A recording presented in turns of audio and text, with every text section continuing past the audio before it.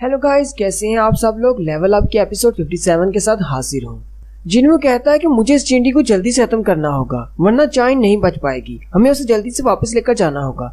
जिन्हों आगे बढ़ता है और ऊपर की तरफ जंप करते हुए चींटी पर किक मारता है, लेकिन चींटी नीचे से हट जाती है। मास्टर यूनहू और चोई जोंग दोनों ही हैरान हो जाते हैं और कहते हैं आखिर वो नीचे से चली कहाँ गई, उसकी स्पीड तो बहुत ज्यादा है। जिन्हू ऊपर की तरफ देखता है तो वो चींटी अपने पंख फैलाते हुए ऊपर चली जाती है। वो चींटी कहती है मेरे पॉइजन का इस पर कोई भी असर नहीं हो रहा और ना ही इसकी स्ट्रेंथ से मेरी स्ट्रेंथ का कोई मुकाबला है, क्योंकि ये मुझसे ज्यादा पावरफुल है। मुझे नहीं लगता कि इसकी फिजिकल पावर के सामने मैं टिक पाऊंगा, लेकिन मेरे पास अभी भी एक स्किल है जिसमें मैं इससे ज्यादा बेहतर हूँ, मेरी स्पीड। साथ ही वो अपने साइज को कम कर लेता है।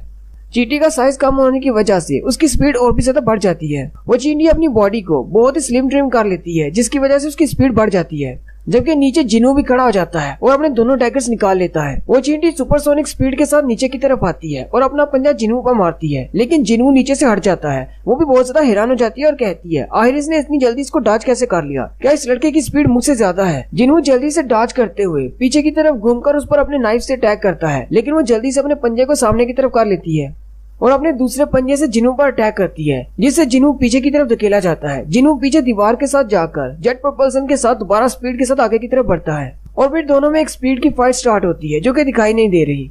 फाइट के दौरान चींटी कहती है ये ना सिर्फ मेरी स्पीड से मैच कर रहा है बल्कि ये मुझसे भी ज्यादा फास्ट होता जा रहा है। ये तो बिल्कुल नामुमकिन है, ये सिर्फ एक कमजोर इंसान है। जबकि जिन्हू सोच रहा होता है इसकी स्ट्रेंथ डीमन किंग के बराबर होगी या फिर उससे ज्यादा, लेकिन अब मेरे पास बेहतर वेपन्स हैं क्योंकि मैंने बैरन को हराया है और मैं बैरन से ज्यादा पावरफुल हूँ और मुझे पता है कि इसके शेल में बहुत सारे क्रैक्स पड़ चुके हैं। अगर मैं इसी तरह इससे फाइट करता रहा तो इसका बैरोनी शेल टूट जाएगा। जिन्हू अपने नाइफ को इस्तेमाल करते हुए अपने स्किल क्रिटिकल हिट को एक्टिवेट करता है। वो बहुत सारी क्रिटिकल हिट लगाता है, जिसकी वजह से उसका क्रिटिकल हिट भी एक्टिवेट होने के बाद अपग्रेड हो जाता है और उसकी फाइनल फॉर्म का नाम क्रिटिकल चेन होता है। उसी वक्त वो चींटी वहाँ से भागना शुरू कर देती है। जिन्हू उसकी तरफ घूमता है और कहता है तुम्हें क्या लगता है तुम यहाँ से भाग सकती हो। जिन्हू अपने नए मिलने वाले स्किल क्रिटिकल चेन को एक्टिवेट करता है, जिसकी वजह से वो उसको बाइंड कर लेता है। क्रिटिकल चेन बहुत सारी स्लैशेस का एक जाल होता है जिसमें जिन्हू का एनिमी कैद हो जाता है। जिन्हू कहता है ये स्किल तो इतना भी बुरा नहीं है, ये तो बहुत ज्यादा काम का है। जिन्हू आगे बढ़ता है और अपने नाइफ से उस चींटी का एक बाजू काट देता है। वो चींटी अपने दूसरे बाजू से जिन्हू पर अटैक करती है। जिन्हू जल्दी से पीछे की तरफ जंप करता है। अब वो चींटी जमीन पर रेंग रही होती है और कहती है क्या मेरे पास ऐसा कुछ भी नहीं है, मेरे पास कोई ऐसी स्ट्रेंथ नहीं जिसमें मैं इस इंसान से ज्यादा पावरफुल हूँ। लेकिन साथ ही वो चींटी फिर से खड़ी हो जाती है और कहती है मेरे पास अभी भी एक स्किल है, मेरे पास एक पावर बाकी है। वो चींटी अपनी फुल पावर को रिलीज करते हुए उस डंजन में जितनी भी चींटियां होती हैं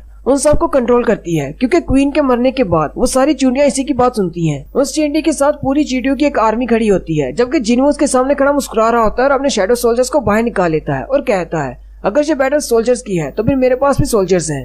फिर एक तरफ चींटियां होती हैं और दूसरी तरफ जिन्हू के शैडो सोल्जर्स होते हैं। चींटियों की आर्मी और शैडो सोल्जर्स के दरमियान जबरदस्त फाइट देखने को मिलती है। सबसे एंड पे जिन्हू टस्क को बाहर बुलाता है। जिन्हू टस्क से कहता है तुम्हें सिर्फ चींटियों को जलाना है, अगर इंसानों को नुकसान पहुंचा तो मैं तुम्हें दोबारा कभी नहीं बुलाऊंगा।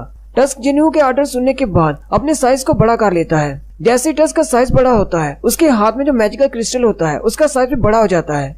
टस्क अपने स्पेशल स्किल जो कि फायर ड्रैगन है उसको इस्तेमाल करते हुए एक बड़ी सी फायर क्रिएट करता है और सामने मौजूद सारी चींटियों को जलाकर खाक कर देता है।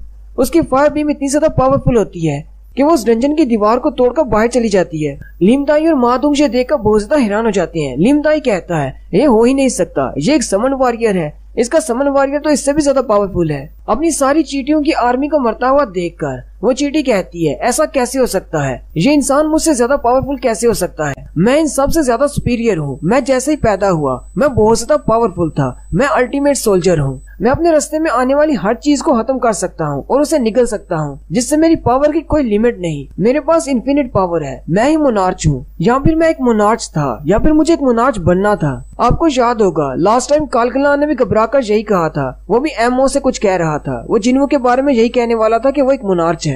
वो चींटी कहती है ये इंसान मुझसे पावरफुल कैसे हो सकता है, मैं एक मोनार्च हूँ और मोनार्च से पावरफुल कुछ भी नहीं। लेकिन जैसे वो सामने की तरफ देखता है तो उसे जिन्हू की पावर से बहुत ज्यादा खौफ आता है और वो कहता है मुझे यहाँ से भागना होगा, अगर मुझे जिंदा रहना है तो मुझे लाजमी तौर पर यहाँ से भागना ही होगा। उस चींटी ने क्योंकि ब्यांगू को खा लिया था जो कि एक हीलर था, वो उसकी एबिलिटी को इस्तेमाल करते हुए अपनी बॉडी को हील करके वहाँ से भागने की कोशिश करता है। जिन्हू कहता है मैं पहली बार एक मॉन्स्टर को देख रहा हूँ जो कि किसी दूसरे की एबिलिटीज को एब्जॉर्ब कर सकता है। वो चींटी भागते हुए कहती है मुझे थोड़ा सा डिस्टेंस क्रिएट करना होगा ताकि वो मुझे पकड़ ना सके। लेकिन जिन्हू नीचे खड़े ही अपने डोमिनेटर टच को एक्टिवेट करता है और अपनी ग्रेविटेशन फोर्स की मदद से उस चींटी को नीचे जमीन पर ले आता है और आकर उसके सर पर खड़ा हो जाता है। वो चींटी अभी भी रेंगते हुए वहाँ से भागने की कोशिश करती है। जिन्हों ऊपर की तरफ जंप करता है और कहता है मैं तुम्हें यहाँ से भागने नहीं दूंगा, और अपने क्रिटिकल चेन स्किल को एक्टिवेट करते हुए बहुत सारी स्लैशेस लगाता है और उसको मार डालता है। साथ ही उसके पास विंडो ओपन होती है और उसे कहा जाता है कि तुमने अपने दुश्मन को मार दिया है। और इसके साथ 2 और विंडोज ओपन होती हैं जिसमें जिन्हों को 2 बार लेवल अप कहा जाता है, यानी कि जिन्हों का लेवल अब 99 पर पहुंच गया है।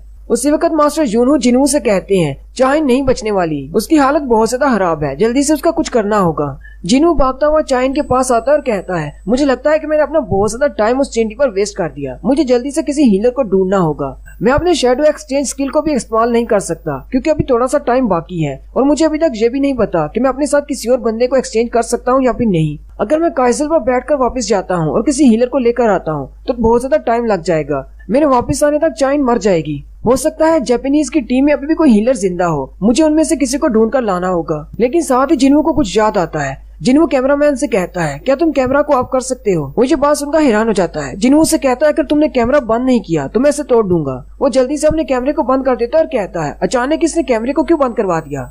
जिन्हों अपने शैडोज को ऑर्डर देता है जल्दी से जाओ और मिन ब्यांगो की बॉडी को ढूंढ कर लाओ। वो सारे शैडोज ब्यांगो की बॉडी को ढूंढने में लग जाते हैं। मास्टर यूनहू ये सुनकर बहुत ज्यादा हैरान हो जाते हैं और कहते हैं अब ये उसकी बॉडी के साथ क्या करने वाला है।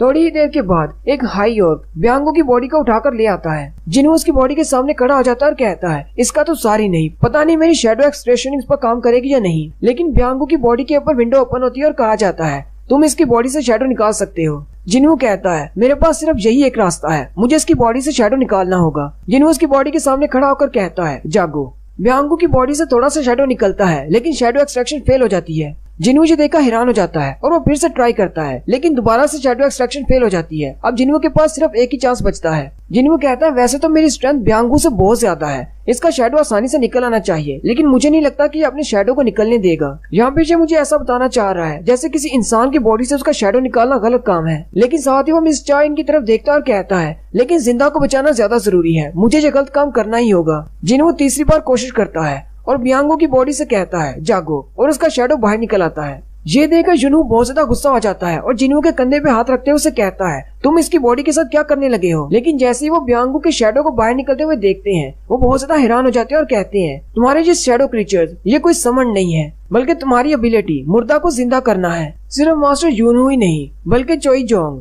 और मादोंग भी ये देखकर बहुत ज्यादा हैरान होते हैं और कहते हैं ये कोई आम इंसान नहीं है, ये तो मुर्दा को जिंदा कर सकता है, उसके शैडो को निकाल कर उसकी एबिलिटीज को इस्तेमाल कर सकता है। ब्यांगो का शैडो आगे बढ़ता है और अपने स्किल्स को इस्तेमाल करते हुए चाइन की बॉडी को हील कर देता है। मास्टर यूनहू भी ये देखकर बहुत ज्यादा हैरान हो जाते हैं और कहती हैं ये तो वाकई में काम कर रहा है। जिन्हों यूनहू से कहता है मैं ब्यांगो के शैडो को देखकर इतना तो कह सकता हूँ कि ये अपनी जिंदगी में किस किस्म का इंसान था, मैंने इसको कोई ऑर्डर नहीं दिया, ये खुद बहुत जाकर उसको हील कर रहा है, हालांकि मेरे शैडोज मेरे ऑर्डर्स को मानते हैं। यूनहू जिन्हों से कहते हैं ये चीज जो भी है ये हमारा ब्यांगो नहीं है। कैमरामैन भी ये देखकर बहुत ज्यादा हैरान हो जाता है और कहता है इसीलिए इसने मुझे कैमरा बंद करने का कहा था, क्योंकि अगर अवाम को पता चल जाए कि ये मुर्दा को जिंदा कर सकता है तो बहुत बड़ा मसला हो जाएगा। चोई जोंग सोच रहे होते हैं ये जितने ज्यादा मॉन्स्टर्स को मारेगा ये उतना ज्यादा पावरफुल होता जाएगा। मैं तो इस बारे में सोच भी नहीं सकता कि इसकी इस पावरफुल एबिलिटी की लिमिट क्या है। मास्टर यूनहू जिन्हों से कहते हैं मैं उम्मीद करता हूँ कि तुम आने वाले फ्यूचर में बहुत ज्यादा पावर हासिल करोगे और ब्यांगो की पावर्स तुम्हारे बहुत ज्यादा काम आएगी। लेकिन मैं एक बात कहना चाहता हूँ,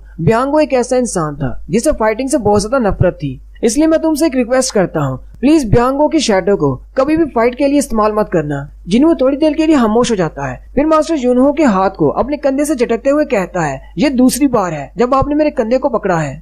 लेकिन साथ ही जिन्हों मुस्कुराते हुए उनसे कहता है पहली बार आपने जब मेरे कंधे को पकड़ा था आप मुझे एक ऑर्डर दे रहे थे, लेकिन इस बार आप मुझसे एक रिक्वेस्ट कर रहे हैं। साथ ही जिन्हों आगे बढ़ता है और कहता है जैसा आप इसके लिए महसूस करते हैं मैं भी वैसा ही महसूस करता हूँ। जिन्हों आगे बढ़ता है और ब्यांगो के शैडो पर हाथ रखते हुए कहता है कैंसर शैडो एक्सट्रैक्शन।